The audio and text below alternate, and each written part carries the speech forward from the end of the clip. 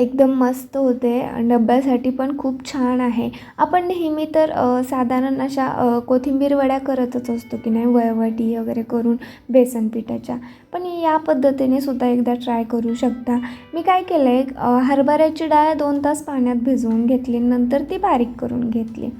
बारीक केल्यानंतर एका बाउलमध्ये काढून घ्यायचं आणि त्याच्यात कट केलेली कोथिंबीर टाकायची, बारीक चिरलेली हिरवी मिरची टाकायची, लसूण टाकायचा. इथं तुम्ही आलं लसणाची पेस्ट किंवा ठेचा मिरचीचा, लसूण असं एकत्र बारीक करून वापरू शकता. पण जेव्हा तुम्ही बारीक कट करून टाकता की नाही, तेव्हा खाताना मध्ये मध्ये जो लसूण येतो, मिरची येते, छान लागतो तो फ्लेवर. त्यानंतर ओवा टाकलेला आहे, थोडीशी बडीशेप टाकलेली आहे, पांढरं तीळ टाकलं आहे, चवीनुसार मीठ टाकलं आहे. हे सगळं साहित्य एकत्र मिक्स करून घ्यायचं. याच्या तुम्ही वळवट्या पण अशा रोल पण करू शकता. त्या रोलसुद्धा आत्ता जरी लूज वाटत असेल ना, तरी शिजल्यानंतर घट्ट होतात, त्याच्यामुळं रोलसुद्धा बनवू शकतात. पण आज आपण थोडंसं वेगळं करायला जाऊयात. त्यामुळे मी काय केले, इकडं ताटाला तेल लावून घेतलं आहे आणि ताटामध्ये ना हे मिश्रण काढून घेणार आहे.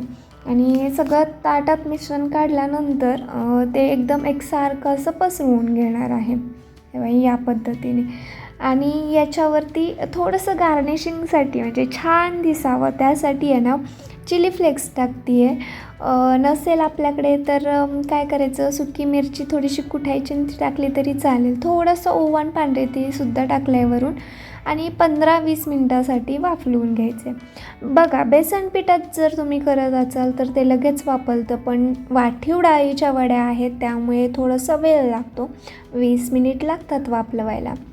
थंड झाल्यानंतर माशा वड्या काढून घ्यायच्या आणि नंतर परतून घ्यायच्या. वड्या पण पटकन निघतात. ओलं असताना म्हणजे गरम असताना तुम्ही काढायला जाऊ नका, थोडंसं थंड होऊ द्या आणि नंतर काढायला जा. तर ह्या ज्या अशा वड्या आहेत, लहान मोठ्या आकारामध्ये पाहिजे तशा तुम्ही कट करू शकता आणि नंतर तेलावरती त्या तळायच्या असतील तर तळू शकता किंवा थोडंसं कमी तेल टाकून शॅलो फ्राय करायचं असेल तरी करू शकता.